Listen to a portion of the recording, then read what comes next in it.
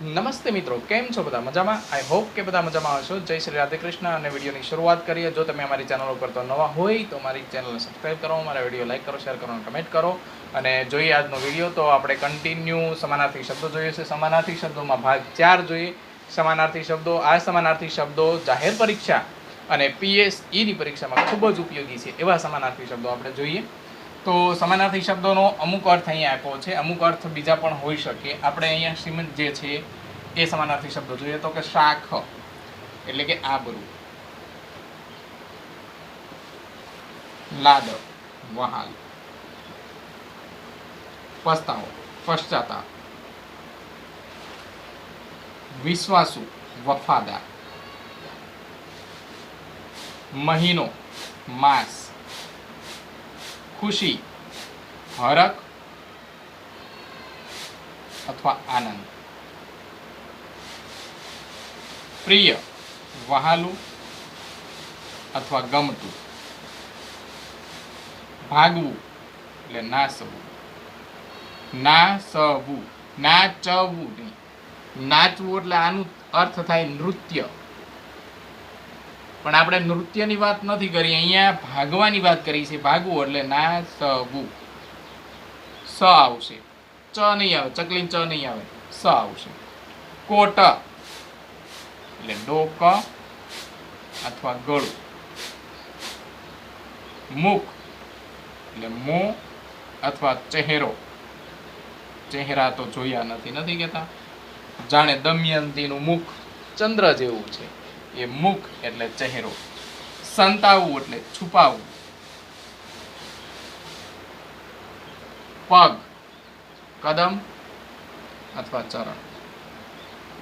ચરણોમાં ધોરણ 5 માં જે કવિતા આવે છે, ચરણોમાં, ચરણોમાં એટલે કે પગમાં, કદમમાં.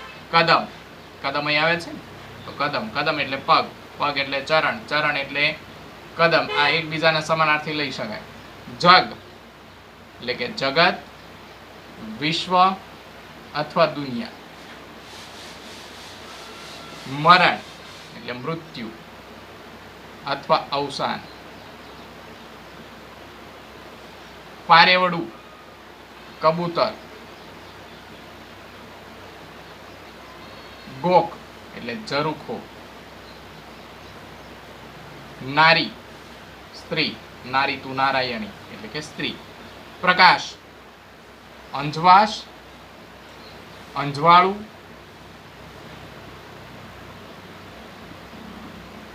અથવા તેજ, કોઈ પણ લઈ શકાય.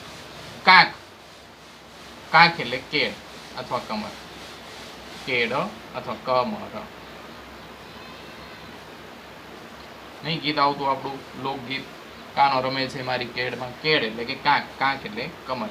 એકબીજાના સમાનાર્થી લઈ શકાય. નિષ્ણાંત એટલે હોશિયાર,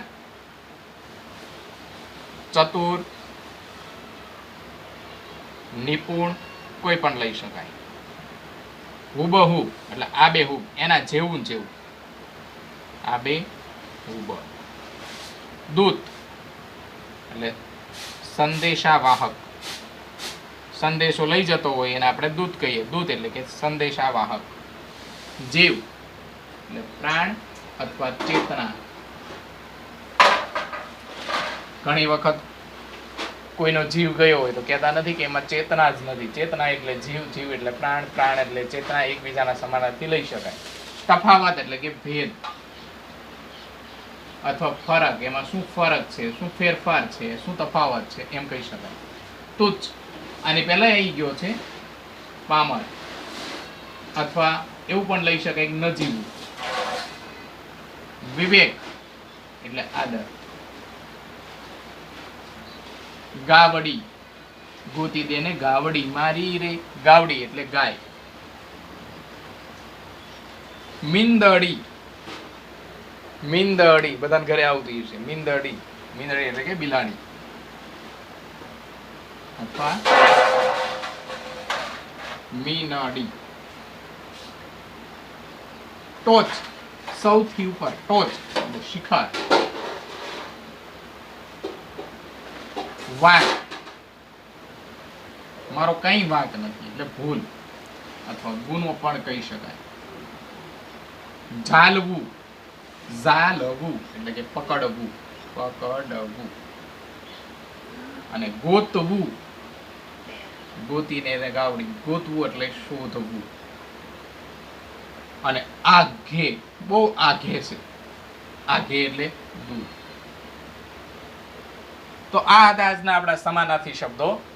ઘણા બધા આમાં લગભગ કવર થઈ જતા હશે, અને જો અમુક કોઈ બાકી રહેતા હોય ને જો એનો કોઈ સમાનાર્થી મળે તો તમે એમને કમેન્ટ કરી શકો છો. અને આ અમારી જાણકારીમાંથી તમને આપેલા શબ્દો છે, એટલે જે કંઈ છે એટલા છે, આનાથી વધારે પણ હોઈ શકે. અને જો તમે જાણતા હોય તો અમને કમેન્ટ કરી અને જણાવજો, તો અમે નેક્સ્ટ પાછા એને જણાવશું બીજાને, અને બીજાને જાણવા પણ મળશે. બરાબર ને? તો આજના વિડીયોમાં આટલું. તે નેક્સ્ટ પાછા આપણે આગળના વિડીયોમાં મળશું.